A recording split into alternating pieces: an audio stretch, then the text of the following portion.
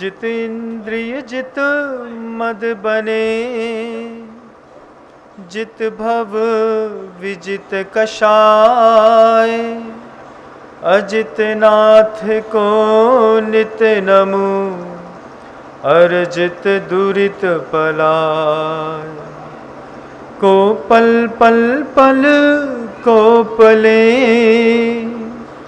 One में ऋतुपति आए।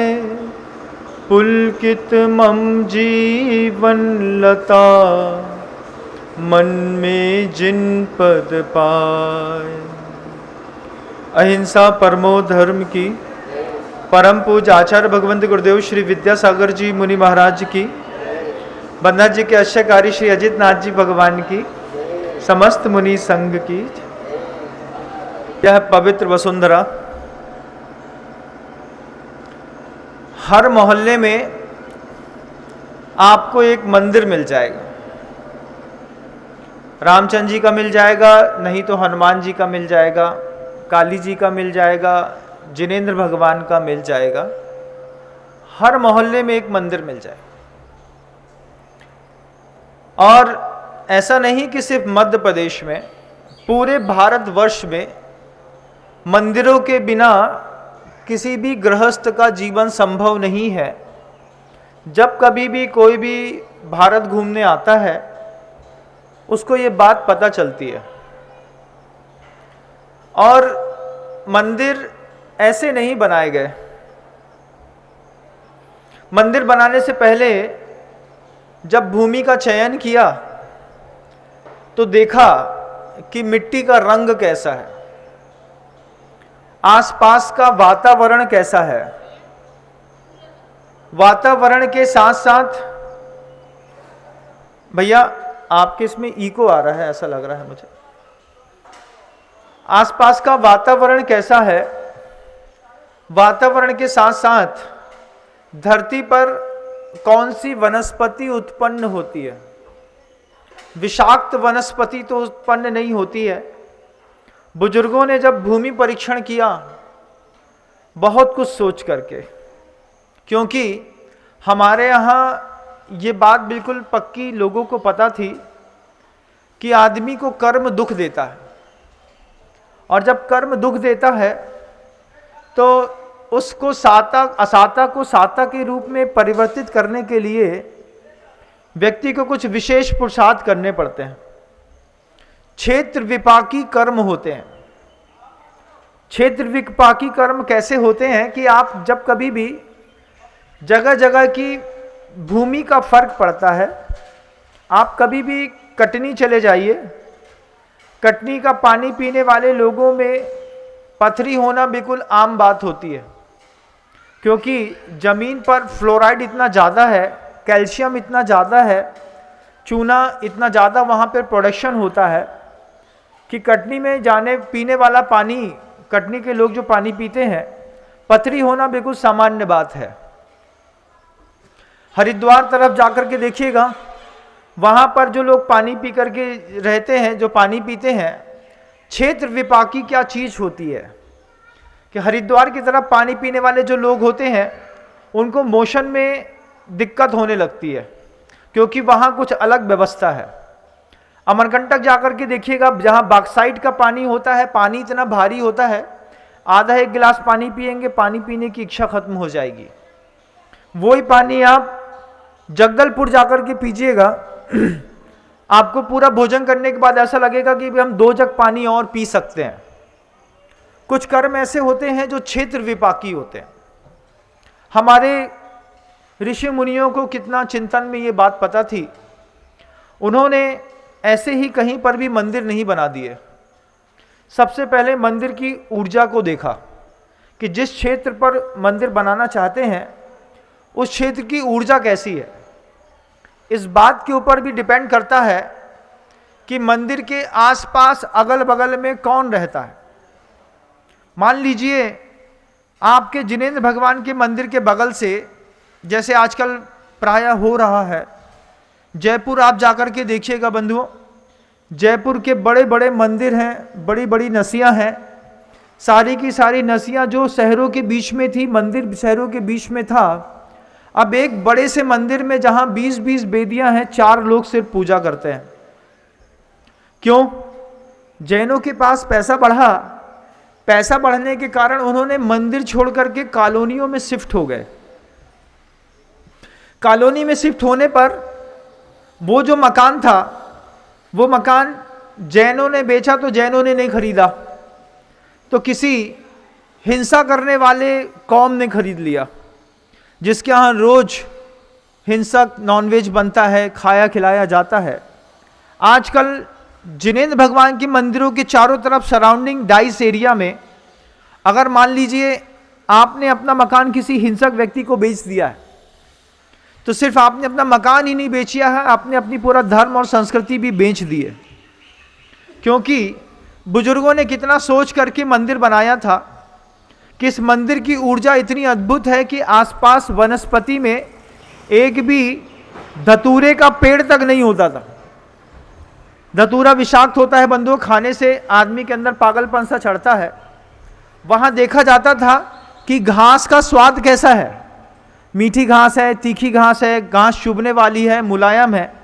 इतनी जमीन की परीक्षा करके ऊर्जा के केंद्र को ढूंढ करके और हमारे पूर्वजों ने वहाँ पर मंदिर जिनालयों की स्थापना की, और भी राम मंदिर भी बनाए, हनुमान जी के भी मंदिर बनाए।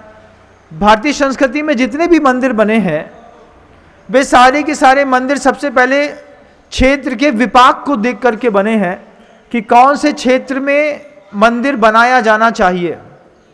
आसपास के पूरे एरिया में खुला वातावरण अगर नहीं है तो कभी भी पूर्वजों ने मंदिर वहाँ पर नहीं बनाया। फिर क्या किया, हमने धीरे धीरे वे पुराने मंदिरों के आसपास की ज़मीनों में किसी ने कब्जा किया, किसी ने बनाया। आज जिनेंद्र भगवान का जिनालय मान लीजिए मांसाहार करने वाली कौम के साथ घिर गया है। सिर्फ मंदिर नहीं गया, कला, संस्कृति और सभ्यता भी चली गई, सब चला गया। भगवान का वैभव भगवान के घर के बगल से रहने वाले व्यक्ति के वैभव के साथ भी बढ़ता और घटता है बंधु। इतनी दूरी पर मंदिर बनाते थे कि मंदिर के शिखर की छाया दोपहर के 3 बजे तक किसी भी हाल में किसी के घर में ना पड़े। मंदिरों के अगल बगल इतना खुलापन रहता था, बिल्कुल सट करके मंदिर नहीं बनाए जाते थे। जिनके घर मंदिरों से बिल्कुल सट करके बने हुए हैं, आप उनके घर की दरिद्रता स्पष्ट रूप से जाकर के देखिएगा। 1000 कोशिश करने के बावजूद वो व्यक्ति कभी पनप नहीं पाता। कारण सिर्फ एक है, जहां पर जिन मंदिर के नीचे श्री यंत्र को रख करके पूजन अनुष्ठान करके मांगलिक यंत्र को रख करके हमने मंदिर की स्थापना की थी, उस यंत्र तक बगल में रहने वाले गृहस्थ के शौचालय का पानी पहुंचता होगा। मान लीजिए आपके सीवर की पाइपलाइन मंदिर की नींव से छूती हुई जा रही है, या फिर आपके घरों का गंदा पानी मंदिर की नींव को छू रहा है। उस परिवार में अपराध, उस परिवार में अशांति, उस परिवार में हिंसा होना बिल्कुल सहज बात है। बीमारियां, रोगग्रस्त इतने होते हैं, सौंदर्य चला जाता है, धन चला जाता है, शक्ति चली जाती है, आयु चली जाती है, विद्या चली जाती है, बल क्षीण हो जाता है। महाराज ये बहुत अच्छे थे, पता नहीं क्या हो गया, अभी 3 महीने में 30 किलो, 20 किलो, 22 किलो वजन कम हो गया। क्षेत्र विपाकी शक्तियां जिनालयों के साथ बहुत काम करती हैं बंधुओं। हमने सब चीजों को गौर करके फिर जिनालय से थोड़ी सी दूर में हट करके भी हमने जब संत निवास बनाया, चिपक करके जब हमने संत निवास नहीं बनाया तो गृहस्थ का निवास हम चिपक करके कैसे बना सकते हैं? बिल्कुल भी नहीं बना सकते। इतनी सुरक्षा रखी कि मंदिर का शिखर की धूप की छाया जो है वो किसी भी गृहस्थ के घर में ना पड़े, 3 बजे तक तो बिल्कुल भी ना पड़े। ये क्षेत्र विपाकी हमारे यहाँ का एक कौशल था, क्योंकि जब कर्म दुख देता है तो द्रव्य, क्षेत्र, काल, भाव और भव, इन 5 का सहयोग लेकर के कर्म दुख भी देता है और सुख भी देता है, दोनों चीजें होती हैं। इतनी व्यवस्था बना करके हमने कितने बड़े बड़े मंदिरों का निर्माण किया पूर्वजों ने। खजुराहो का दिगंबर जैन मंदिर जाकर के देखिएगा, गोमटेश्वर बाहुबली भगवान को जाकर के देखिएगा, जाकर के देखिएगा प्राचीन औरंगाबाद में बने हुए वे जिनालय, साउथ में बने हुए एक एक मंदिर को जाकर के देखिएगा बंधुओं आप। फिर जाकर के देखने के बाद इस बात को सोचिएगा कि बुजुर्गों ने, पूर्वजों ने कितना साहस करके एक एक स्थान का चयन किया होगा। चयन करने के बाद बुजुर्गों ने वहां पर जिन मंदिर की गर्भगृह की नींव रखी होगी और नींव रखने के बाद वहां पर जिनालय का निर्माण करके हमारे लिए दे करके चले गए। सिर्फ क्षेत्र की बात कर रहा हूं अभी। उस क्षेत्र की बड़ी विशुद्धि होती है। बगल में अगल में मान लीजिए मांसाहारी लोग रहने लगे, अगल बगल में स्लॉटिंग का पानी आने लगा, नाली का पानी आने लगा। यजमान को बड़ा कष्ट होता है। जिसने मंदिर का निर्माण किया है, जिसने मंदिर में बिंब की स्थापना की है, उनके भी दुर्भाग्य धीरे धीरे खुल करके सामने आने लगते हैं। इसलिए प्रायः करके जैन जिनालयों के आसपास की कोई भी जमीन लेना पसंद नहीं करता। अन्य मत का कोई भी व्यक्ति ले लेता है, बाद में बहुत परेशान होता है, बहुत परेशान होता है। जबकि जिस भी व्यक्ति ने जैन मंदिरों के जिनालय के बगल की जमीनें खरीदी हैं, उस व्यक्ति को हमेशा दुख भोगना पड़ा है। जिनालय के सामने की जमीन खरीदी है, मान लीजिए रोड है बीच में 12 फुट की, 20 फुट की, उसके सामने का अगर कोई जगह मिलती है तो बहुत सौभाग्य की बात है। लेकिन सट करके जिस भी व्यक्ति ने, चाहे वो जैन का हो चाहे अजैन समाज का हो, उसने जिनालय के बगल की जमीनें खरीदी और उसने अपने दुर्भाग्य को आमंत्रण दिया। मंदिर कैसे बनते थे? मंदिर जैसे आपके मंदिरों के अंदर आप यंत्र देखते हैं, या फिर आप भक्तामर स्तोत्र के बहुत सारे छोटे छोटे यंत्र कॉपियों में देखते होंगे। तो जो मंदिर का स्ट्रक्चर बनाया जाता था वो ऐसा यंत्र में बनाया जाता था कि जब आप ऊपर से किसी ड्रोन कैमरे के माध्यम से मंदिर का फोटो भी खींचेंगे तो आपको ऐसा लगेगा कि जैसे 4 मुखी, चतुर्मुख का है, षष्ठमुखी है, सप्तमुखी है, एक मुखी है। ऐसे मंदिरों का ऐसा स्ट्रक्चर बनाया जाता था कि रोगी व्यक्ति मंदिर के नृत्य मंडप पे जाकर के मध्य में बैठता था और उसकी ऊर्जा के प्रवाह के कारण उसकी रोग प्रतिरोधक क्षमताएं उसमें बढ़ना शुरू हो जाती थी।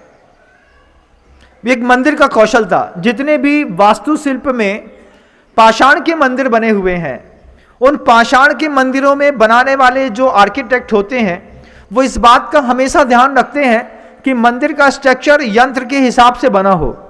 मतलब मंदिर तो मंदिर है ही, मंदिर एक यंत्र भी है जिसके माध्यम से उस मंदिर के किसी भी जगह पर बैठ करके आप विविध प्रकार के, अनेक प्रकार के लाभ प्राप्त कर सकते हैं। मंदिर की पूर्व दिशा में बैठने पर अलग लाभ मिलता है और उत्तर की दिशा में बैठ करके धर्म ध्यान करने पर अलग लाभ।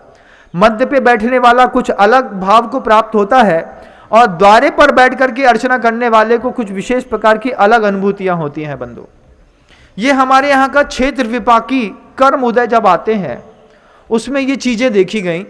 और पूर्वजों ने जितने भी जिनालय बनाए, सबसे पहले वहां की धरती की ऊर्जा का अवलोकन कर लिया। फिर द्रव्य विपाकी होता है। द्रव्य का विपाक क्या होता है कि किसी भी क्षुद्र और नीच वस्तुओं से मंदिर का निर्माण नहीं किया जाता। जैसे लोहा है, ऊर्जा को अलग तरीके से डाइवर्ट करता है, खराब करता है। बीच में आरसीसी कंस्ट्रक्शंस हैं। आरसीसी में जब भी आप देखेंगे सीमेंट के जो मंदिर बने होते हैं उसमें वो जो सीमेंट होती है उसकी निगेटिव वाइब्रेशन इनफाइनाइट, अनंत तक जाती है। इसलिए बुजुर्गों ने मंदिरों में चूने का उपयोग किया, गुड़ का उपयोग किया, बेल का उपयोग किया, पत्थर का उपयोग किया, लेकिन लोहा और सीमेंट नहीं लगाया। बिना लोहे और सीमेंट के पुराने मंदिर देखिएगा, जिनके पास पाषाण के मंदिर नहीं बना पाए, उन्होंने शुद्ध मिट्टी की ईंटें बना करके उसमें चूना लगा करके 8-8 फुट मोटी दीवारों में मंदिर बना करके और बिना लोहे का स्ट्रक्चर खड़ा किए मंदिर बना करके चले गए। आज हम बहुत मॉडर्नाइज हैं। मॉडर्नाइज के चक्कर में हमको बहुत ज़्यादा जगह बचाने की पड़ती है, तो हम 3 इंच की एक छोटी सी दीवार खड़ी करके और मंदिर के अंदर से काम करते हैं। लेकिन बुजुर्गों ने ऐसा कुछ भी नहीं देखा। इसलिए आपके जिनालयों की प्रतिष्ठा और आपके जिनालयों की शांति और शौर्य भी गायब होता जा रहा है। मंदिरों में आज सर्वाधिक झगड़े होते हैं। सर्वाधिक विवाद मंदिर की प्रॉपर्टी को लेकर के होता है। सर्वाधिक कलह मंदिर की संपत्ति को कौन रखेगा, कौन संभालेगा, इसमें होती है बंधु। उसके पीछे के सब कारण हैं। फिर उसके बाद दूसरी चीज देखी गई कि मंदिर तो हमने भूमि का चयन कर लिया, मंदिर बनाने के लिए हमने विशेष प्रकार के द्रव्य का संचय कर लिया, शुद्ध वस्तुओं के एकत्रितकरण कर लिया। जंगलों में इतना बेल होता था, इतना बेल होता था कि बड़े बड़े हौदों में पूरे के पूरे बेल के रस को डाल करके, उसमें मेथी डाल करके, गुड़ डाल करके और दूसरे पदार्थ को, राल को डाल करके, और ऐसा गारा बनाया जाता था कि 3000 साल भी निकल जाए लेकिन उस गारे का तोड़ संभव नहीं है। और उस गारे की खासियत रहती थी, वो गारा जितना पुराना होता जाता था उतना वो पत्थर के रूप में परिवर्तित होता जाता था। मुझे याद है, मैं इस बात को बिल्कुल भूल नहीं सकता कि अमरकंटक में इस चीज की दूरदर्शिता दिखाई गई।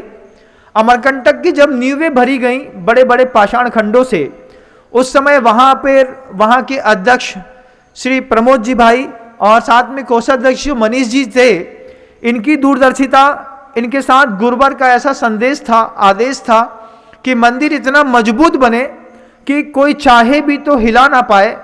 9 रिएक्टर स्केल पर भूकंप जो आता है, उतना भूकंप अगर अमरकंटक के उस मंदिरों में आएगा भी तो मंदिर की नींव का एक भी पाषाण हिल नहीं सकता। इस व्यवस्था के साथ अमरकंटक के मंदिर की नींव भरी गई है बंधु, और उस ऊर्जा की उस उच्चतम केंद्र को ढूंढा गया है। पूज्य गुरुवर जब पहली बार अमरकंटक गए और उस जगह को उन्होंने देखा, किसी ने बताया गुरुवर को, उदय चंद जी जैन कोतमा के एक व्यक्ति थे, उन्होंने गुरुदेव के पास जाकर के रामटेक में कहा कि एक जगह है अमरकंटक, खूब ठंडी पड़ती है और हिंदुओं के बहुत सारे मंदिर हैं, एक बार आप वहां पे आकर के दर्शन करिए, वहां पे मां नर्मदा का उद्गम स्थल है। गुरुदेव कह ये सोच करके वहां पर पहुंचे, पूरा अमरकंटक घूमा और एक बियाबान बिल्कुल घने घोर जंगल में जा करके सामायिक करी गुरुदेव ने। जिस स्थान पर सामायिक करी, उस स्थान पर लगातार 3-4 दिन जाकर के गुरुदेव ने जब ध्यान किया और ध्यान में उनको ऊर्जा की एक जगह स्थापित दिखाई दी, वो स्थापित जगह गुरुदेव ने वहां के जैन समाज के लोगों को बताई और कहा कि इस स्थान पर अगर जगह मिल जाती है तो हम कुछ सोच सकते हैं। और ऐसा तीव्र पुण्य का उदय था कि जिस स्थान पर वह जगह सोची कि ये जगह मिल जाए, तत्कालीन मुख्यमंत्री दिग्विजय सिंह और दलबीर सिंह जी के माध्यम से बहुत सारी व्यवस्थाओं को देखते हुए वो जगह मध्य प्रदेश शासन से दिगंबर जैन संप्रदाय के लोगों को मिल गई, और आज वहां पर 100 करोड़ से ऊपर की लागत का एक भव्यतम आदिनाथ प्रभु का जिनालय खड़ा हुआ है बंधुओं। ये ऊर्जा के उन्नत केंद्र हैं जो बड़े बड़े तपस्वियों ने अपनी योग साधना करके ढूंढे हैं, फिर जाकर के वहां पर मंदिर का निर्माण किया। क्षेत्र विपाकी कर्म उदय में आता है। कैसा कर्म उदय में आता है? आपकी साता और असाता दूर करने के लिए आपका जिनालय पर्याप्त नहीं है। आपको आपके जिनालय से हट करके भी किसी और भगवान के जिनालय में जा करके द्रव्य क्षेत्र काल भाव तस् तन्यासा, ये सूत्र है तत्वा सूत्र का, कि उस क्षेत्र पे जाकर के जब आप विशेष प्रकार की आराधना करते हैं तब जाकर के आपकी कोई असाता खत्म होती है या कम होती है। उसमें उत्कर्षण और अपकर्षण भी उसी वक्त पड़ता है जब आप क्षेत्रों की वंदना करते हैं, तब तो जाकर के वे पारसचांद भगवान जो आपके मंदिर में बैठे हैं वहां कम सुख देते हैं। और सम्मेत शिखर जी की स्वर्णभद्र कूट में बैठ करके जब आप पार्श्वनाथ भगवान की बिना विग्रह के सिर्फ चरण चिन्हों को देख करके पूजा करते हैं, वहां की विशुद्धि और आपके मंदिर की विशुद्धि में जमीन आसमान का अंतर है। वे चंदा प्रभु भगवान जो आपके मंदिर में श्वेत पाषाण के बैठे हैं, और भगवान चंदा प्रभु की टोंग जो वहां पर जाकर के आप ललित कूट में जाकर के देखिएगा, उस ललित कूट में आप जब पूजा करते हैं, अर्चना करते हैं, वहां पे जाकर के खड़े होते हैं, फिर प्रार्थना करते हैं, भगवान कितनी दूर से मोक्ष गए, थोड़ा पास से गए होते तो कितना अच्छा रहता। लेकिन वहां जाने का जो आप विशुद्धि का उपक्रम करते हैं, उस उपक्रम के माध्यम से आपके असंख्यात गुणी कर्म की निर्जरा और उतना ही पुण्य का बंध भी होता है। क्षेत्र विपाकी कर्म उदय में आते हैं बंधु। अपने अपने मंदिरों को एक बार आज मेरी बात को सुनकर के देखिएगा कि कहीं ऐसा तो नहीं है कि मंदिर से 4 घर दूर आप रहते हैं और सामने से आपकी नाली का फ्लो बना हुआ है और वो नाली मंदिर की नींव को छूते हुए या फिर मंदिर की दीवार को छूते हुए जा रही है। इस कारण भी आपके घर के अंदर बहुत ज़्यादा असंतुलन बना हुआ है। अगर आपके घर के अंदर इस प्रकृति को लेकर के असंतुलन है तो इसको आप वक्त रहते ठीक करने का प्रयास करिएगा, क्योंकि मंदिर की नींव में भी यंत्र रखा है, मंदिर के वेदी में भी यंत्र रखा है, मंदिर खुद यंत्रनुमा बना हुआ है और मंदिर का शिखर में विशेष प्रकार का कलश ऊर्जा का स्थान उन्होंने चयनित किया और आपने जाकर के उसके साथ खिलवाड़ कर दिया। आप दुनिया भर के पाषाण के किसी भी मंदिर को देखिएगा, किसी भी मंदिर को, चाहे वो जैन संप्रदाय का हो चाहे वो वैदिक संप्रदाय का हो, किसी भी संप्रदाय के पाषाण के बने जैन मंदिरों में जाकर के आप जब देखेंगे आपको वो चीज दिखाई देगी। फिर आप देखिएगा कि कैसा मंदिरों के साथ खिलवाड़ किया गया। यही मुगल शासन आज से 800 वर्ष पूर्व जब यहां पर भारत की वसुंधरा पर आया था, हम शांति से जीने वाले लोग थे। इन्होंने ऊर्जा के उन्नत केंद्रों पर पाषाण में जो किताबें लिखी गई थी हमारे पूर्वजों के द्वारा, एक एक किताब आज भी बोलती है बंधुओं। आप खजुराहो का जैन मंदिर जाकर के देखिएगा, आप खजुराहो का शैव मंदिर, शिव मंदिर, हिंदू मंदिर, वैष्णव मंदिर जाकर के देखिएगा, आपको लगेगा कितनी हिंसा की गई हमारी उन किताबों के साथ। कागज की किताबें होती हैं, 2-4 दिनों में मिट जाती हैं, लेकिन पाषाणों पर जब कुछ लिखा जाता है, पाषाणों पर जब कुछ बनाया जाता है, उस मानवता के सभ्यता के इतिहास के साथ जिस तरीके से खिलवाड़ किया, उस शासन के लोगों को पता ही नहीं था कि मूर्ति की क्या कीमत होती है, शांति के कैसी ऊर्जा के केंद्र हैं। आप कभी स्क्रीन पर आपको खजुराहो के उन खंडित पाषाणों की प्रतिमाएं दिखाई दे रही होंगी जहां पर मूर्तियां रखी हुई हैं लेकिन पूजनीय नहीं बची। मैंने पहली बार जब खजुराहो के उस संग्रहालय में जाकर के, पीछे जाकर के उस संग्रहालय को देखा, 7 फुट से ज्यादा ऊंची पद्मासन की प्रतिमा को उन्होंने मिटा दिया। आप गोपाचल पर्वत कभी जाकर के देखिएगा, सोनागिर तो आप खूब जाते हैं, आप गोपाचल पर्वत का इतिहास देखिएगा बंधुओं। माधवराव सिंधिया जी के माध्यम से वो वहां का वो पूरा पर्वत आर्कियोलॉजी डिपार्टमेंट के हाथ पे है। उस डिपार्टमेंट में पर्वत में जाकर के मूर्तियों को जब आप देखेंगे तब आपको ऊर्जा का वैभव पता चलेगा कि हमारे पूर्वजों ने कैसी कैसी प्रतिमाएं बनाई थी और मुगलिया शासनों का कुछ नहीं बिगड़ा। उन्होंने गए, बड़े बड़े लोहे के हैम्बर करने वाले कुछ चीजें ली, हथौड़े लिए और सीधे सीधे मूर्ति के सिर उड़ाते चले गए, एक के बाद एक के बाद एक के बाद एक। इतिहास आज भी गवाह है, जब हम किसी भी पाषाण के जिनालय में प्रवेश करते हैं, खजुराहो के जिनालय में आप देखिए, जिस भी मंदिर में आप प्रवेश करेंगे, मंदिर के सामने खड़े हुए यक्ष और यक्षिणी की मूर्तियां उड़ा दी, सिर काट दिए।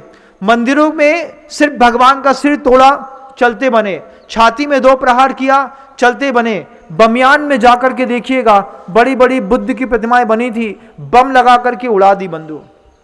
ऊर्जा के उत्तम उत्तम जितने केंद्र थे, सारे के सारे केंद्रों को पहले उनकी जीवनदायी शक्ति को नष्ट कर दिया।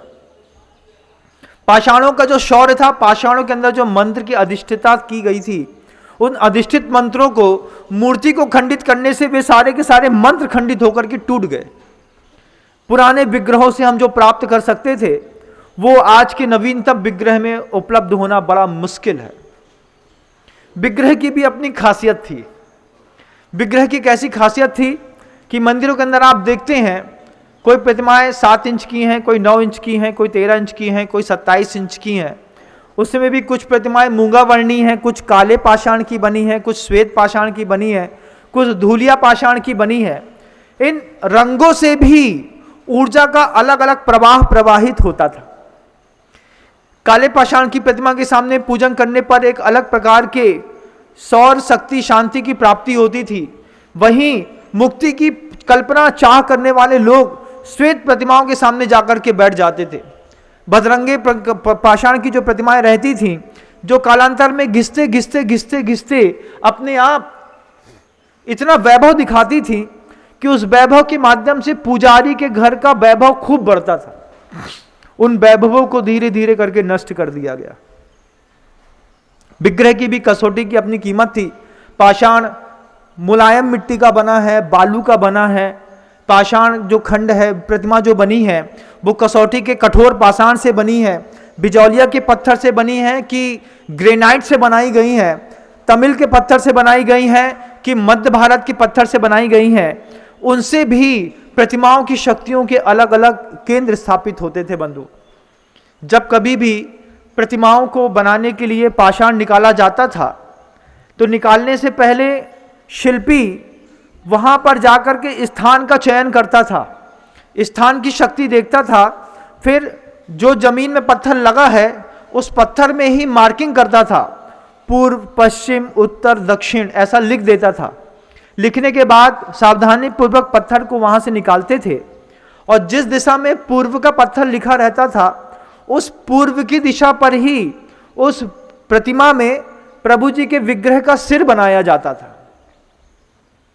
अभी तो एक ब्लॉक खरीद के लाए, अब ब्लॉक में पता नहीं है पूरब पश्चिम उत्तर दक्षिण क्या है, और ब्लॉक को खरीद करके शिल्पी के घर ने पत्थर लाया, पत्थर में उसने टांकी मार दी।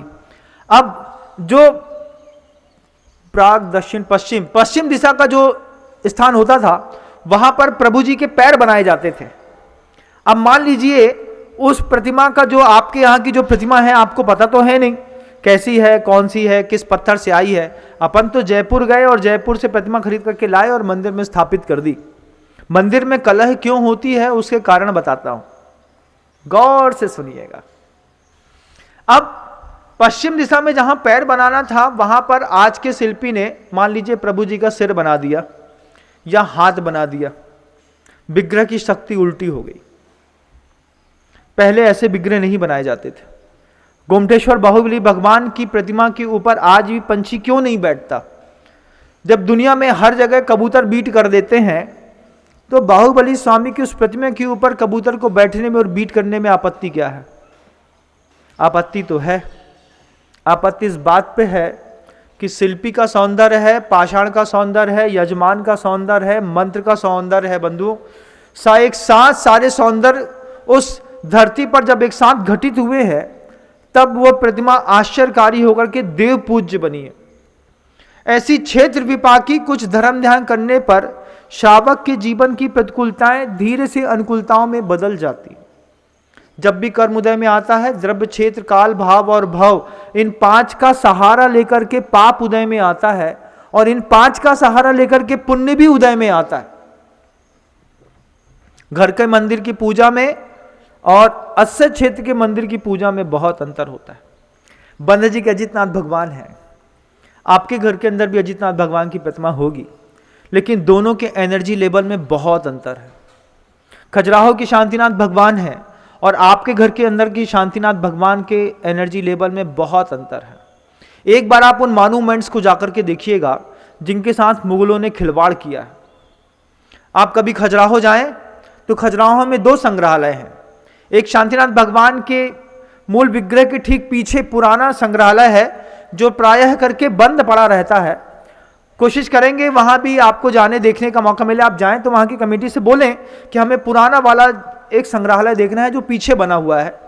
जब आपको संग्रहालय दिखाएंगे, संग्रहालय में आप प्रतिमाएं देखेंगे, ऐसी प्रतिमाएं देव दुर्लभ प्रतिमाएं हैं बंधुओं, देखना मुश्किल है।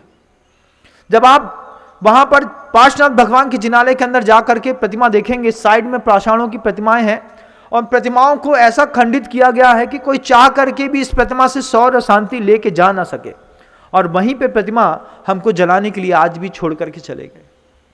कितना खिलवाड़ किया हमारे आताताई शासकों ने। फिर वो खिलवाड़ पहले तो प्रतिमाओं के साथ होता था, फिर प्रतिमाओं के साथ वो खिलवाड़ धीरे धीरे धीरे धीरे होता होता मनुष्यों तक पहुंच गया। मैकाले की सिद्धन पगजति ने और साथ ही साथ सिविलाइजेशन का जमाना है ये कह करके हमारी की पूरी संस्कृति को नष्ट करने का एक बीड़ा उठा लिया। कॉन्वेंट स्कूल वालों ने टिफिन शेयर करने के बहाने शाकाहारी बच्चों को कब अंडे खिला दिए पता भी नहीं चला। कोई दूसरी जात का बच्चा ऑमलेट लेकर के आया, अब टिफिन शेयर करने का है, बच्चे को क्या पता कि ऑमलेट क्या होता है, उसने तो डोसा समझ करके ऑमलेट खा लिया और जैन समाज के बच्चे मांसाहारी हो गए। होटलों में जाकर के देखिए बंधुओं, वो रुआबजा का पैकेट बना करके बेचते हैं, कब थूक देते हैं उसमें, उनने कसम खा ली है कि जो भी हमारे यहाँ का रुआबजा पिएगा वो थूक वाला पिएगा। ऐसी भी कौमें हैं इस संसार में। कहीं पर भी खाने से पहले सोचिएगा कि कहीं ऐसा तो नहीं है कि दाल फ्राई के साथ उसका थूक भी हम खा रहे हैं। कहीं पर भी आज बहुत ज्यादा जागृति की आवश्यकता इसलिए है कि बहुत ज्यादा खिलवाड़ किया जा रहा है, अत्यधिक मात्रा में। हर चीज के पीछे हिंसा स्पष्टता दिखाई देती है। हम आंख मूंद करके उसको देखना पसंद नहीं करते। आप डीओ लगाते हैं, आप कोई भी फ्रेग्रेंस लगाते हैं, आप उस फ्रेग्रेंस को लगाने का एक बार ये देखिएगा कि मैन्युफैक्चरर्स किस तरीके से इसको मैन्युफैक्चर करता है। फूलों को उबाल करके आपका डीओ बनाया गया है कि किसी जानवर के अंगों को काट करके उसमें से विशेष प्रकार के स्राव के साथ विशेष प्रकार के फ्रेग्रेंस बनाए जाते हैं। दुबई में, अरब में जब आप जाते हैं, दुबई जाते हैं, जबेरा माल घूमते हैं और विशेष प्रकार का फ्रेग्रेंस होता है, या फिर कुछ चीज आपके क्रीम फॉर्म में भी होते हैं कुछ फ्रेग्रेंस कि इतनी सी डिब्बी पतली सी दे दी जाती है 7-7, 10-10, 20-20 हज़ार रुपए की, और उस ऑइंटमेंट को थोड़ा सा लिया और फ्रेग्रेंस बॉडी में लगा लिया। आपकी बॉडी दिन भर महकती है, लेकिन कितनी सारे लोगों का उसमें जीवन जाता है कभी देखिएगा। जितना मंदिरों के साथ खिलवाड़ किया उतना मनुष्यों के साथ भी खिलवाड़ किया। वो खिलवाड़ की परंपरा धीरे धीरे मंदिरों से हट करके इंसान के साथ शामिल हुई। जिन्होंने मंदिर तोड़े उन्होंने हमारे घर की महिलाओं की अस्मिता भी और शील भी तोड़ा। हमारे यहाँ की कन्याओं को उठा करके उनके साथ बलात्कार करके उनसे संतानें पैदा करी और संतानों को ऐसा ही छोड़ दिया। वे संतानें ना अहिंसक कुल की रही, ना हिंसक कुल की। उन्होंने अपनी एक नई धर्म की शैली बनाई। धीरे धीरे मनुष्य खंडित होता चला गया, टूटता चला गया। टूटते हुए इंसान को संभालने का काम किया मंदिरों ने, काम किया सामूहिक एकता ने, काम किया संतों ने कि वे संत निरंतर उपदेश देते रहे और आपको टूटने से बचाने का प्रयास करते रहे। लेकिन भौतिकता की आंधी में कोई एक साधु का छोटा सा वीडियो कितनी देर तक आपको बचा पाएगा? कहां तक है मेरी पहुंच? गिने चुने घरों तक। लेकिन पाप की पहुंच तो दुनिया के हर घर तक है। जहां तक पाप की पहुंच है वहां तक जब तक इस उद्बोधन की पहुंच नहीं बनेगी तब तक पाप को भय नहीं लगेगा। बंधु, आज मां सुनती है तो बच्चा नहीं सुनता, बच्चा सुनता है तो पिताजी को टाइम नहीं है। जिस घर तक पाप ने पहुंच बनाई है उस घर तक संतों की वाणी की पहुंच बनाना यह आपकी जवाबदारी है। सुनिए, कान खोल करके सुनिए आप इस बात को, क्योंकि मानवता के इतिहास के साथ इतना खिलवाड़ किया है हमारे लोगों ने। आज भौतिकता की चकाचौंध पे सरकार ने भी बहुत खिलवाड़ किया। सरकार अंडर रूल चलती है, सिस्टम में धक्का लगाओ, अपना काम साधो और आगे बढ़ो। जो वो लोग गाय को गौमाता कहते थे वो गाय का जिंदा ट्रांसपोर्ट कर रहे हैं। पहले मार करके मीट ट्रांसपोर्ट टेक्नोलॉजी में यहां से गाय सिस्टम पे खड़ी करी जाती थी, वहां पर डिब्बा बंद मांस निकल करके सीधे आता था और विदेश चला जाता था। अभी पॉलिसी लेकर के आ गए कि हमें अब जिंदा गाय ट्रांसपोर्ट करनी है और हिंदू राष्ट्र बनाने की बात भी करते हैं और गौमाता के मांस को बेचने की भी बात करते हैं। ऐसी कंट्रोवर्सी के साथ हिंदुस्तान कभी हिंदुस्तान बन नहीं सकता। यह भारत था, भारत रहेगा। हिंदुस्तान बनाने के लिए अभी कई कौमों को जन्म लेना पड़ेगा, क्योंकि हिंदुस्तान अगर भारत को बनाना है तो सबसे पहले रूल लाना पड़ेगा। किसी भी घर में, किसी भी स्थान पर, किसी भी स्पॉट पे, किसी भी जिले में, किसी भी कैटल स्पॉट पे जहां पर आपके ये जो बनाए जाते हैं, स्लॉटर हाउस बनाए जाते हैं, वहां पर जब तक हिंदुस्तान में रहने वाले लोग गाय को कटने से बचा नहीं पाएंगे तब तक हिंदुस्तान बनाने का ढोंग धतूरा छोड़ देना चाहिए। ये जो लोग टीआरपी लूटते हैं ये कह करके कि हमको पूरी दुनिया को हिंदूवादी बनाना है, भारत को हिंदुस्तान बनाना है, उन टीआरपी लूटने वाले लोगों से भी कहना चाहता हूं कि सबसे पहले गौवध के ऊपर प्रतिबंध लगाने के लिए टीका चंदन वालों से आप बोलने का प्रयास करिए। हो सके तो वीडियो क्लिपिंग को काट करके बताइएगा दूसरों को, क्योंकि हिंदुस्तान तो बनाना चाहते हैं और गौवध में प्रतिबंध नहीं लगाना चाहते। और कुछ लोग तो ऐसे हैं कि गाय को बस बचाएंगे, भैंस नहीं बचाएंगे, क्योंकि गाय हमारी माता है। अरे हर जानवर जिसका दूध पी करके तुम बड़े हुए हो वो सब तुम्हारी मां के अंदर आती है। वो गिरे हुई कौम वाले अच्छे हैं, क्यों गिरी हुई कौम वाले अच्छे हैं? कि वो अगर किसी और औरत का दूध ले लेते हैं तो उसको भी अपनी मां समझते हैं। तुम सिर्फ गाय का दूध नहीं पीते, तुम लोग भैंस का दूध भी पीते हो, भेड़ का दूध भी पीते हो, बकरी का दूध भी पीते हो। जब आपके घर के अंदर बॉटलिंग में दूध पैक होकर के आता है, उसमें ये नियम लागू नहीं होते कि सिर्फ गाय का दूध आपके घर के अंदर आ रहा है। उस पास्चराइज पैकेट में भैंस का दूध पिया है, बकरी का भी पिया है, भेड़ का भी मिला है और गाय का भी मिला है। जब तुमने 4 का दूध पी लिया है तो 4 को बचाने की कसम तो उठाओ। हिंदुस्तान बनाने की बात करते हैं, पूरे के पूरे भारत को, मुल्क को हिंदू राष्ट्र बनाने की बात करते हैं।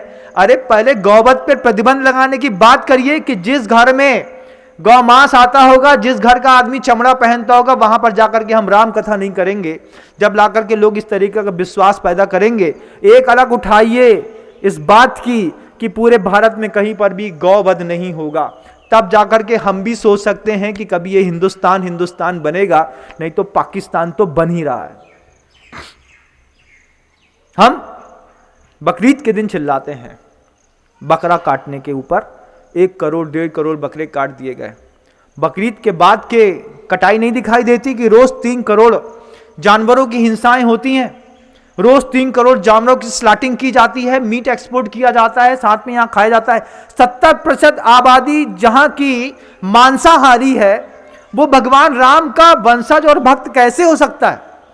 वाल्मीकि रामायण कुछ कहती है और आप करते कुछ और हैं, और अपने आप को ये भी कहते हैं कि हम आगे चल के 30 सालों में इसको हिंदुस्तान बना देंगे। हिंदुस्तान बनाने से पहले गौवध पर जब तक पूर्णतः प्रतिबंध यहाँ के कथावाचक नहीं लगवा पाएंगे, यहाँ के संत नहीं लगवा पाएंगे, चाहे वो लैपटॉप बाबा हो, चाहे दुनिया का कोई भी साधु हो, चाहे किसी भी आश्रम अखाड़े का साधु हो, चाहे वो जैन साधु हो और चाहे वो धीरेन्द्र शास्त्री हो, कोई भी हो, सब मिलकर के जब तक इस बात की आवाज नहीं लगाएंगे कि किसी भी कीमत पर इस भारतीय की वसुंधरा पर गौवध नहीं होगा, तब तक हिंदुस्तान को हिंदुस्तान बनाने की बात भूल जाओ। कल वो 18 करोड़ थे, आज 40 करोड़ हैं, कल 140 करोड़ होंगे। और तुम्हारे राम मंदिर के अंदर कभी दूसरे लोग 5 बार जब अप एंड डाउन करेंगे, तब तुमको लगेगा कि विनम सागर बहुत वक्त से पहले सही कह रहा था, बात मान ली होती तो आज हमारे मंदिर बच गए होते। आज खिलवाड़ हो रहा है। पहले उन्होंने मंदिर तोड़े, फिर हमारी धारणाएं तोड़ी, फिर हमारी आस्थाएं तोड़ी। आज टीवी मीडिया के माध्यम से हमको सिविलाइजेशन का जमाना सिखाते हैं। हमारे घर की बेटी के दिमाग में इतना भूसा भर गया है कि हमारी घर की बेटी मांसाहारी व्यक्ति के साथ शादी करना चाहती है और यह कहना चाहती है कि सर्वधर्म समान होते हैं महाराज, कोई फर्क नहीं पड़ता। अरे कोई फर्क नहीं पड़ता तो तुम मांसाहारी के घर में जा रही हो, मांसाहारी से बोलो हमारे घर में आकर के रहने लगे। हमारे घर के अंदर तुम्हारे घर से ज्यादा सुविधाएं हैं। एक भी बेटी, जब कोई भी अहिंसक समाज की बेटी किसी मांसाहारी कौम में जाती है बंधुओं, वो मांसाहार करना तो सीख जाती है, लेकिन एक मांसाहारी को जीवन में कभी शाकाहारी नहीं बना पाती। इतिहास उठा करके किताबों में देख लीजिएगा। ये एडिक्शन के बहाने जो प्रेम को अपना आराध्य समझते हैं और दुनिया में जा करके कहीं पर भी जा करके किसी के घर की संतान की उत्पत्ति करते हैं। जब अहिंसक समाज की बेटियां मांसाहारी कौमों में जा करके मांसाहारी संतानें पैदा करती हैं, उसमें जब क्रॉस पैदा होता है, घोड़ा और गधा को मिलाने पर खच्चर पैदा होता है। ध्यान रखिएगा, कभी ना घोड़ा पैदा होता है ना गधा पैदा होता है। खच्चरों को पैदा कर दिया, वो चेहरे से दिखेंगे जैन के जैसे और प्रकृति से रहेंगे मुसलमान के जैसे। फिर जाकर के आप क्या करेंगे? एक जैन इतना कोमल होता है, जब हम लोग के हाथ में गुरुदेव ने पिछी दी, बोले गुरुदेव हम लोगों से, देखिए आपके हाथ में बड़े सौभाग्य से पिछी आई है। ये पिछी जितनी कोमल है, इससे कोमल जब तक आपका हृदय नहीं होगा तब तक ये पिछी आपके जीवन में सध नहीं पाएगी। साधु की आंख की पिछी इतनी मुलायम होती है कि आंख में भी वो पिछी फेरता है तो किसी भी प्रकार की पीड़ा नहीं होती। गुरुदेव कहते हैं इससे कोमल अपना हृदय बनाना पड़ेगा, तब जाकर के इस धर्म की सुरक्षा रक्षा हो पाएगी। बंधुओं, आज खिलवाड़ करने वालों ने हर जगह खिलवाड़ किया। आज ठेले में जाकर के किसी भी खोमचे में आप भोजन करते हैं, खाना खाते हैं, कुछ भी पीते हैं, कुछ भी करते हैं, आपके साथ खिलवाड़ किया जाता है, आपकी आस्था के साथ खिलवाड़ किया जाता है। जब बताया जाता है कि बिल्कुल शुद्ध है और उसमें पता नहीं कितने कीड़े बिलबिला करके वो तल देते हैं, आप चुपचाप खा लेते हैं। हमारे यहाँ तो परंपरा ही नहीं थी। हमारे यहाँ तो जो लोग नीच कुल के लोग होते थे वो ठेलों में जाकर के खड़े होकर के खाते थे। कचौड़ी खाने की इच्छा होती थी तो एक कचौड़ी हमारे घर के अंदर 200 रुपए की पड़ती थी। आपके यहाँ बाजार की कचौड़ी तो 5 रुपए में 10 रुपए में मिल जाती है। एक रसगुल्ला खाने के पीछे घर के लोगों को 400 रुपए खर्चा करना पड़ता था, मुझे आज भी याद है। एक घर के बगल के अंदर रहने वाले सज्जन ने मन्नू हलवाई की दुकान से जाकर के 2 रसगुल्ले खा लिए। हमारी इच्छा हुई कि हम भी खा लें। जहां हम रहते थे वहां मन्नू हलवाई था, वहां के लोग जानते होंगे, रसगुल्ला बनाता था बहुत बेहतरीन। तो जैन समाज के कुछ लोग जाकर के खा लेते थे। हमने पिताजी से कहा कि रसगुल्ला खाना है, जहां से ये खा के आए हैं वहीं खाना है। पिताजी बोले थोड़ा सब्र करो, शाम तक मिल जाएगा, नहीं तो कल खा लेना। अब इच्छा तो आज पैदा हुई है, वो खाने कल मिलेगा, शाम तक मिल जाएगा। आता था पाली करके कहीं से, गांव से एक खोबा बेचने वाला आता था।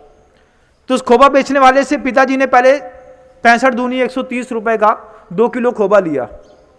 उसके बाद 30 दूनी 60 रुपए की 2 किलो शक्कर ली, फिर शुद्ध घी लिया, फिर घर में जाकर के आटा मिलाया, शुद्ध छना हुआ। फिर माँ से कहा कि उसको तुम्हारे लड़के को रसगुल्ला खाने की इच्छा हो रही, रसगुल्ले बना दो। फिर माँ ने एक कढ़ैया बन के 200-250 रसगुल्ले बनाए जिसमें घर भर के लोग खा सकें। उसके बाद हिस्से में 2 रसगुल्ला आया। 2 रसगुल्ला आया। 2 रसगुल्ला कितने का पड़ा? 400 रुपए का। बाजार का रसगुल्ला कितने का पड़ता है? 5 रुपए का। 2.5 दूनी 5 रुपए में 2 रसगुल्ला खा लिया, फुर्सत हो गए। लेकिन पिताजी बोलते हैं उस 5 रुपए के रसगुल्ले से हमारी संस्कृति और धर्म नष्ट होता है। कभी बाजार की कचौड़ी घर के अंदर नहीं आई, कभी बाजार का रसगुल्ला घर के अंदर नहीं आया। क्यों? बोले हम जब घर का बना के खाएंगे तो उसमें शुद्ध घी लगाएंगे, उसमें माँ की हाथ लगाएंगे, भावना लगाएंगे, उसके अंदर शुद्धता की पहचान गारंटी होगी। उसने मन्नू हलवाई ने क्या किया, बेटा श्याम बुला करके ऐसा छिनका मारा और पूरे के पूरे उसका ताव देखा, वहीं पे आलू गुंडा तल दिया। और अभी भी, आज भी खाने वाले लोग वहां पे जा करके लाइन लगा करके गंदा भोजन करते हैं। जैन समाज का कोई भी व्यक्ति, जैन समाज नहीं बंधुओं, ऐसा शुभ अच्छे शब्दों में कहना चाहिए, जिसको भी अहिंसा से प्रेम है और अहिंसक अपने आप को समझता है, चाहे वो हमारे अग्रवाल भाई हो, चाहे वो हमारी माहेश्वरी की कौम हो, चाहे वो हमारी पूरी जैन समाज हो, उसके साथ चाहे हमारे पंडित जी हो, शर्मा जी हो, मिश्रा जी हो, गुप्ता जी हो, जो भी अपने आप को जैन और शुद्ध सात्विक समझते हैं, वो कोई भी व्यक्ति ठेला में तो कभी खा ही नहीं सकता। इमली जाकर के देखिएगा, मैदा जाकर के देखिएगा, कैसी सभ्यता को बिगाड़ा लोगों ने और पूरा पूरा खाना भ्रष्ट कर दिया। आज भोजनशाला, जब भी आप किसी क्षेत्र से यात्रा के लिए निकलें, बहुत कई लोगों को मैं देखता हूं, जवान लड़के आते हैं, ग्रुप में लेकर के आते हैं, चुपचाप निकल जाते हैं। खाना कहाँ खाओगे? महाराज रास्ते में एक ढाबा मिलता है, ढाबे में खाएंगे। हम सोचते हैं जब हमने इतनी अच्छी व्यवस्था तुम्हारे लिए कर दी है कि तुम शुद्ध भोजन यहीं पे कर लो, आटा छना मिलेगा, दाल का पानी उबला मिलेगा, साफ सुथरा मिलेगा, आदमी यहां नहीं खा करके ढाबे में खाता है, गंदा खाता है और गंदा सोचता है। जबकि हमारा सौंदर्य कहता है इस बात को, क्योंकि हमारे साथ तो खिलवाड़ किया गया ना हर जगह। पहले मुगलों ने किया, फिर मीडिया ने किया, आज हम अपने साथ खुद कर रहे हैं। क्षेत्र विपाकी कर्म जब उदय में आता है, उस समय हमको 1000 चीजें सोचनी पड़ती हैं। आज हमने आंखें बंद करके, घर के अंदर तो मूंगफली का तेल चलता था बंधुओं, हमारे देखते देखते पूरी संस्कृति बदल गई। मतलब दुनिया भर में कैंसर पैदा करने वाला, डायबिटिक पैदा करने वाला, लोगों को सुअर के जैसा मोटा करने वाला सोयाबीन का तेल घर के अंदर खाया नहीं जाता था। घर के लोग मूंगफली का तेल खाते थे। धीरे से एक दूसरी कौम थी, नाम लेना मैं अच्छा नहीं समझता हूं, उसने सस्ता खाने के चक्कर में सोयाबीन खाया, रिफाइन के तेल के चक्कर में आज सोयाबीन का तेल भी नहीं मिलता। आज सोयाबीन के तेल में पाम तेल मिला दिया जाता है और मिक्स करके आपको सोया के नाम पर बेच दिया जाता है। सोयाबीन पैदा किया गया इसलिए कि सुअर का मांस बढ़ाया जा सके। 30 किलो का सुअर को सोयाबीन खिलाओ तो धीरे धीरे बढ़ के वो 130 किलो का हो जाता है। सोयाबीन शरीर के अंदर फैट बढ़ाता था, उसका पूरा रस निचोड़ करके हमने उसमें पूड़ी पराठे तल करके, सब्जियां बघार करके खाई, अंदर हार्ट स्ट्रोक लगाया। फिर डॉक्टर ने जब रिकमेंड किया कि अब क्या करेंगे आप, अब आप राइस ब्रान ऑयल खाएंगे। काय का राइस ब्रान ऑयल क्या होता है महाराज? भूसा होता है ना, भूसा, चावल का भूसा, उस भूसे को निचोड़ करके तेल निकाला जाता है। ये वही लोग खाते हैं जिनने पहले सोयाबीन का खूब तेल खा करके अपनी पूरी नलियां चोक कर ली हैं। अच्छा, डीप फ्राई पराठा खाना है, डीप फ्राई सब्जी खानी है, अच्छा मसक लो, अंदर खा लो खूब, बहुत अच्छी बात है। फिर जब डॉक्टर तुम्हारा 5 लाख 10 लाख 15 लाख खाएगा, बोले क्या हुआ, पूरी नलियां तो चोक है ही है, डायबिटिक भी है, कोलेस्ट्रॉल भी है, शुगर भी बढ़ी हुई है, हाइपरटेंशन बढ़ा हुआ है, पीछे की स्पॉन्डिलोलाइसिस में कमर भी अकड़ गई है, पैर भी नहीं झुक रहा है, क्या हुआ ये सब? खिलवाड़ किसने किया? जनता कर रही थी रोड में, घर के अंदर किसने किया? घर के अंदर हम खुद लेकर के आए, भैया अपन बड़े घर के हैं तो मूंगफली का तेल खाइए। बड़े घर के मतलब ये नहीं है कि होटल में खाने वाले, भोगला में खाने वाले तो भिखारी हैं, जिनके घर में माँ को बनाते नहीं आता, वो बेचारे लोग होटल की सब्जी से ला करके खाते हैं। असली घर का सौंदर्य है तो उनसे बोलो, बोले सुनो ये होटल की सब्जी छोड़ो, हमारे घर में चल के देखो हमारी पत्नी क्या शानदार बनाती है, उंगलियां चाटते नहीं जाओगे, उंगलियां खा जाओगे, उसके बनाने के बाद उंगली में आधे घंटे तक खुशबू आती है स्पाइस की। क्योंकि होटलों का जब आप खाना खाते हैं, हाथ धोने के बाद भी आपकी उंगलियों से थोड़ी थोड़ी महक आती रहती है, क्योंकि उसमें केमिकल कंपोजिशन बहुत ज्यादा है। लेकिन घर के अंदर सौंदर्य की पराकाष्ठा है। हमारे यहां वो चेलना हुई है बंधुओं कि उस चेलना ने जूते तल के लोगों को खिला दिया और लोग खा गए। कभी इतिहास पढ़िएगा, सैनिक चरित्र, तो आपको पता चलेगा। लेकिन संस्कृति के साथ खिलवाड़ हुआ। पहले हमारे मंदिर तोड़े गए, फिर हमारे इस मनुष्य का ये शरीर रूपी विग्रह मंदिर भी तोड़ा गया, इसकी भी ऊर्जा नष्ट कर दी गई। आज ऊर्जा इतनी नष्ट कर दी गई है कि आदमी को एक संतान पैदा करने के लिए बहुत ताकत, बहुत मन्नतें करनी पड़ती है। अच्छा खासा लड़का दिखता है, जिम जाता है, अच्छा कैपेबल है, अच्छा अप एंड डाउन करता है, रेसिंग करता है, अच्छा चलाता है, उससे बोले एक संतान पैदा करके दिखाओ। महाराज डॉक्टर ने कमी बताई है, आप बताइए क्या करें? कमी डॉक्टर ने नहीं बताई बेटा, कमी तो तुम्हारे घर के परिवार के लोगों ने चौंके के कारण पैदा कर दी। अगर तुम शुद्ध भोजन कर रहे होते, परिवार में माँ का हाथ का बना भोजन कर रहे होते, पिज्जा बर्गर जोमेटो ये वो फलाना ठिकाना डाइमो क्या मोमोज और क्या और दुनिया बर्गर, हमको तो नाम भी नहीं पता है, वो सुनते रहते हैं। क्या क्या चल रहा है? पिज्जा पिज्जा पिज्जा, पी और जा, ऐसा पिज्जा खाते हैं आप लोग। संतान उत्पन्न करने की शक्ति में यह भोजन प्रभावित कर रहा है। पहले गांव में 1-2 महिलाएं मिलती थी जिनको संतान उत्पन्न करने की ताकत नहीं बचती थी। आज हर घर की तीसरी बहू में यह प्रॉब्लम पैदा हो गई। हर गली में एक IVF क्लिनिक खुलने लगा। क्यों? क्योंकि खिलवाड़ किया हमने। आज भी हम सुधर सकते हैं, आज भी हम ऐसी कोई व्यवस्था सोच रहे हैं कि कुछ ऐसा कोई एक सिस्टम हो, कोई सेंट्रलाइज कोई ऐसी व्यवस्था मिले जहां पर आप शुद्ध तेल ले सकें, दूसरी चीजें ले सकें।